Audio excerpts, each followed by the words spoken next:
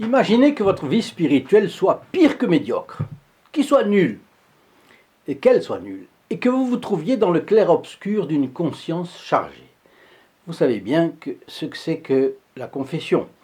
Vous vous êtes même confessé à l'occasion, mais il y a si longtemps. Vous accueillez l'inspiration de vous confesser que vous envoie le bon Dieu. Encore faut-il accueillir l'inspiration de se confesser. Bien. Vous arrivez au confessionnal, mais vous ne savez même pas de quand date votre dernière confession. Alors quand le prêtre vous le demande, vous lui répondez la vérité, et il vous réplique « C'était tel jour, à telle occasion ». Cette clairvoyance a de quoi stupéfier, n'est-ce pas? Eh bien, c'est ce qui est arrivé à un jeune Français qui a rencontré le Padre Pio, et cette rencontre a totalement changé le cours de sa vie. Chers amis fidèles du Padre Pio, bonjour, mon nom est Jean Goyard et vous assistez au programme sur les pas du Padre Pio. Aujourd'hui, la couverture d'un livre.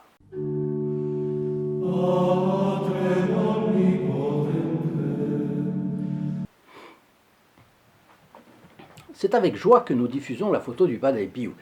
Vous allez voir dans notre Fioletti d'aujourd'hui à quel point il est important de diffuser les photos du Padre Pio. Alors l'objectif, c'est d'amener la présence du Padre Pio dans les foyers, parce que sa mission a toujours été d'arracher les âmes aux griffes du diable. Pour recevoir gratuitement et franco de port cette photographie, pour vous ou l'un de vos proches, il vous suffit de téléphoner au 08 05 36 08 47. Appel gratuit depuis la France métropolitaine, coût d'un appel local depuis les dom-toms, et depuis le Canada, il faut composer le 1 844 398 88 67. Voilà cette photographie du Padre Pio. Et je vous conseille vraiment de l'avoir. Et vous allez voir pourquoi c'est si important de l'avoir. Pour toucher les autres qui passent chez vous, par exemple. Nous voici à Paris, au début de 1968. Jean-Marie Benjamin a 22 ans. Il mène une vie dissipée et travaille comme musicien dans une salle de music-hall. Une salle de music-hall à Paris, vous savez, cela veut tout dire. Ce jeune veut se consacrer à la musique, mais évidemment pas le menuet ni la valse. C'est l'époque où le rock s'impose avec sa contestation de l'ordre, ses rythmes, ses gestes, ses façons d'être. Bien. Le jeune Parisien a déjà enregistré 2 disques. Et il compose sa première pièce de musique.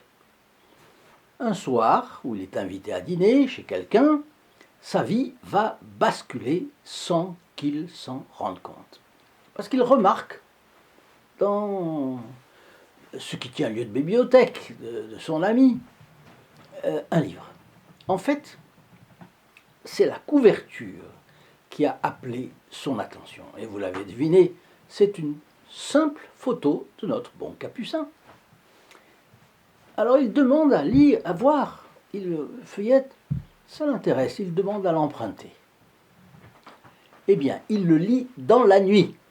Et aussitôt, c'est quelqu'un de décidé, il résout de partir à San Giovanni Rotondo. Il veut rencontrer le Padre Pio, toutes affaires cessantes. Mais vous savez que le Padre Pio est décédé le 23 septembre 1968. Alors arrivé sur place, Jean-Marie Benjamin tombe fortuitement sur Marco. Marco est professeur de littérature. Lui aussi souhaite voir le Padre Pio. Et Marco lui conseille, s'il désire se confesser, d'aller à la messe de 5 heures du matin et d'obtenir une place pour la confession. Il fallait s'enregistrer, on recevait un numéro, voilà. Marco fait aussi observer à Jean-Marie Benjamin que le Padre Pio ne confesse plus les étrangers parce que cela le fatigue beaucoup. Mais enfin, il l'encourage à essayer tout de même, qui ne tente rien à rien. Ah, voyons maintenant la messe du Padre Pio. Jean-Marie est à la messe le lendemain matin à 5 heures. Il se rappelle avoir vu le Padre Pio pousser dans son fauteuil roulant pour aller se revêtir, puis après sortir de la sacristie pour aller à l'autel. C'était un vieil homme, en bure de moine, voûté et courbé par la douleur des stigmates. Cependant, malgré cet aspect peu brillant pour un jeune de 22 ans, tout le monde avait les yeux rivés sur lui, et l'émotion était grande. Bon, les autres étaient émus, lui, il ne sait pas ce qu'il y a. Jean-Marie raconte combien le moment de la consécration est impossible à décrire. Là, il a dû sentir l'émotion que les autres avaient. Il n'y a pas de mots ni d'expression pour exprimer ce qu'il se passait. Le silence était complet et on n'entendait même plus les oiseaux posés sur les fenêtres de l'église et qui, d'habitude, chantent. Donc la nature participait du mystère et de la réalité de la transsubstantiation.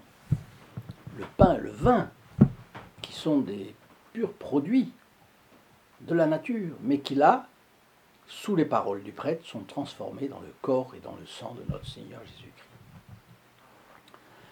Le jeune Français n'arrive pas à obtenir de place pour se confesser, mais Marc, son ami improvisé, lui donne la sienne, parce que finalement il n'allait pas l'utiliser. Cependant, notre capucin n'a pas confessé les 3 jours suivants, parce qu'il était épuisé. C'était l'époque où sa santé était vraiment au bout. Jean-Marie a dû donc attendre ces 3 jours. Est-ce qu'il finira par parler au Padre Pio ? Je fais une brève parenthèse, mais très brève. Je vous disais que nous diffusons au maximum les photographies du Padre Pio. Vous avez vu comment la destinée de ce jeune a finalement dépendu d'une photo du Padre Pio vue sur la couverture d'un livre. Oui, la photo du Padre Pio intéresse, donne la curiosité d'en savoir plus sur lui, captive parfois. Bon, c'est important de la faire connaître. Comment diffuser gratuitement ces photographies qui pourtant coûtent cher à imprimer et à expédier ? Eh bien, ce sont les membres du groupe des protégés du Padre Pio qui nous aident à le faire. Ce sont ces fidèles de notre chaîne, dont la fidélité ne se dément jamais et qui rendent possible la production de ces vidéos. Je les en remercie une fois de plus avec la plus grande des cordialités. Évidemment, nous faisons célébrer une messe à leurs intentions. Une messe chaque semaine, donc 52 messes par an pour eux. C'est bien le moins qu'on pouvait faire. Avec un petit effort, nous avons des prêtres qui sont des amis et grâce à Dieu, ils célèbrent la messe pour eux, leurs intentions, leurs défunts, etc. Pour mieux les connaître, ces membres du groupe des protégés du Padre Pio, je vous invite à cliquer sur le lien affiché sous la vidéo ici, www.st-padre-pio.fr et à vous laisser guider. Vous y verrez l'apostolat qu'ils réalisent et les bénéfices spirituels qu'ils reçoivent. Alors maintenant, la confession avec notre bon capucin. Le dimanche du 8 mars, quand les portes de l'église s'ouvrent, Jean-Marie Benjamin se précipite et s'assied au premier rang pour la confession. Quand vient son tour, le Padre Pio lui demande lentement, comme s'il savait que le jeune Jean-Marie ne parlait pas italien, et lui demande en français « Combien de temps s'est écoulé depuis ta dernière confession ?» Et Jean-Marie Benjamin lui raconte son histoire en français, et le Padre Pio lui répète sa question « Mais alors, depuis combien de temps ne t'es-tu pas confessé ?» Et Jean-Marie répond qu'il ne s'en souvient pas. Alors voilà le récit qu'il a laissé. C'est là le plus cocasse de l'affaire. Le Padre Pio a levé sa main droite, l'a bougée 3 ou 4 fois en faisant un bruit qui m'a paru très long. Puis il m'a dit « Le jour, le mois et l'année de ma dernière confession. C'était le 13 juillet 1961 en Côte d'Ivoire. » Et ben, il est stupéfait, mais absolument stupéfait. Et en effet, Jean-Marie y avait voyagé avec ses parents quand il avait 13 ans. C'était en 1961. Après un long silence, le jeune homme demanda la bénédiction du Padre Pio. Et celui-ci, le regardant fixement, lui a dit « Va voir un prêtre français ».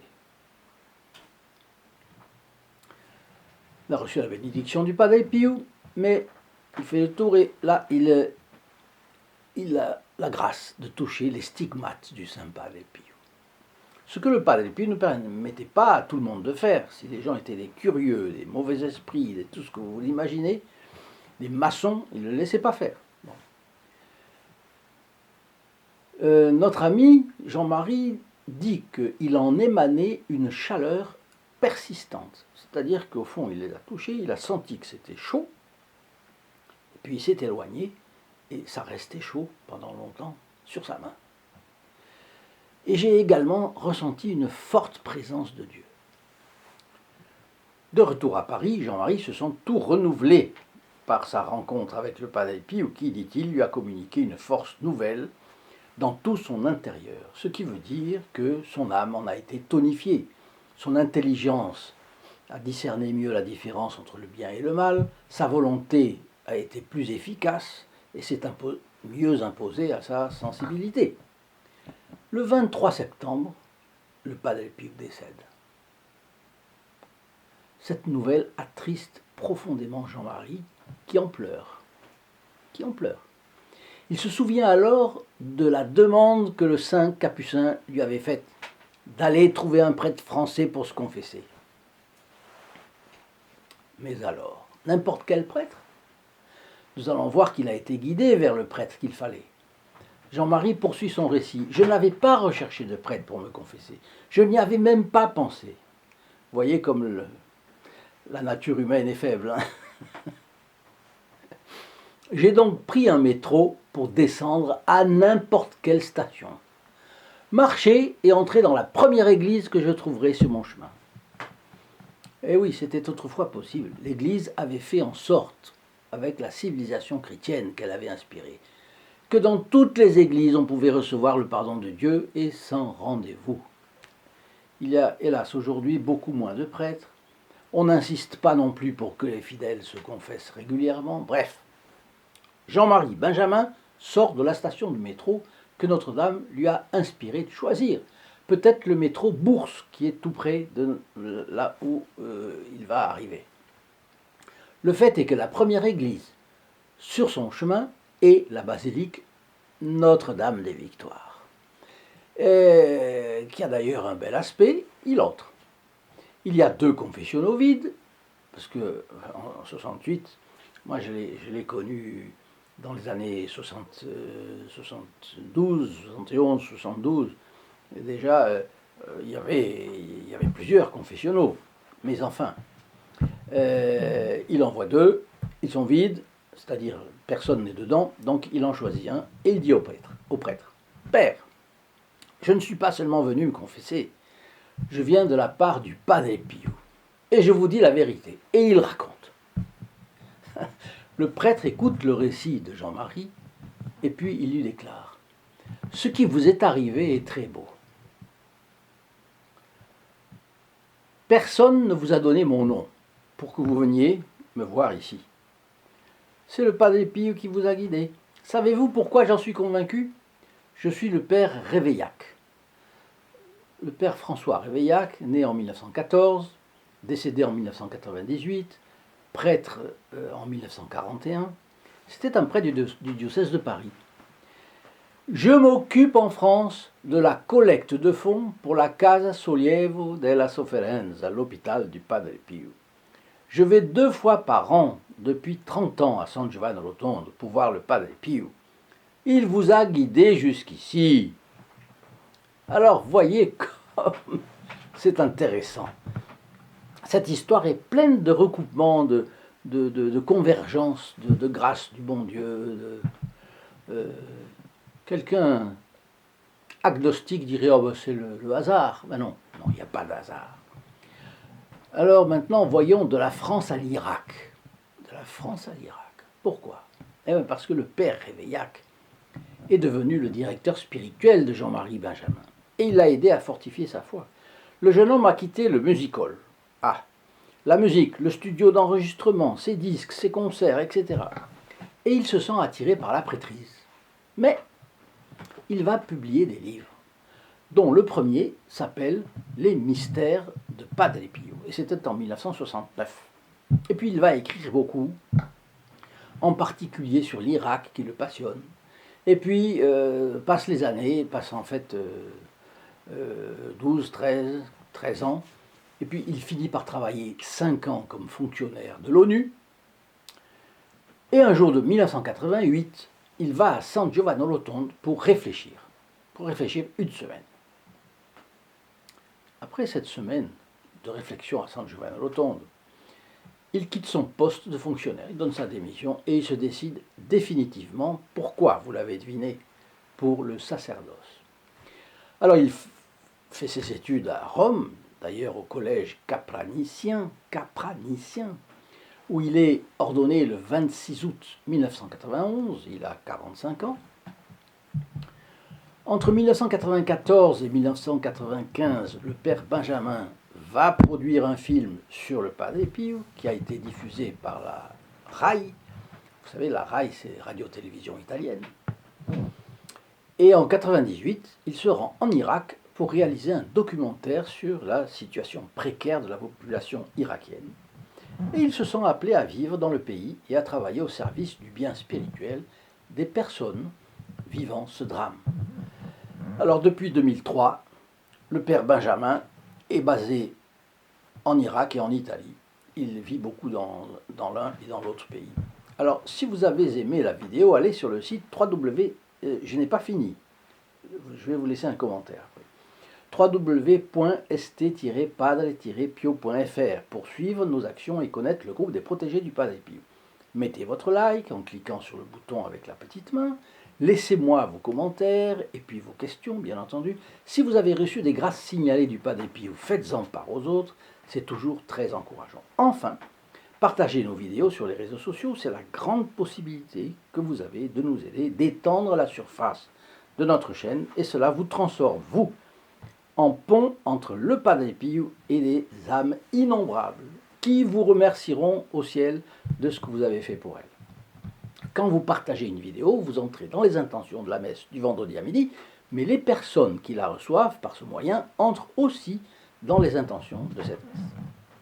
Alors ce que je trouve frappant, vous me direz si vous êtes d'accord, dans cette histoire, c'est la fidélité de Dieu, et c'est ça la conclusion que j'en tire, la fidélité de Dieu aux grâces qu'il attache aux âmes.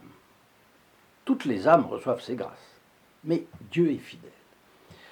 Vous imaginez aisément combien il eût été facile en 1968 pour un jeune de 22 ans, dont la vie n'était pas bien réglée, de se laisser entraîner par la contestation de mai 68. J'en ai connu beaucoup.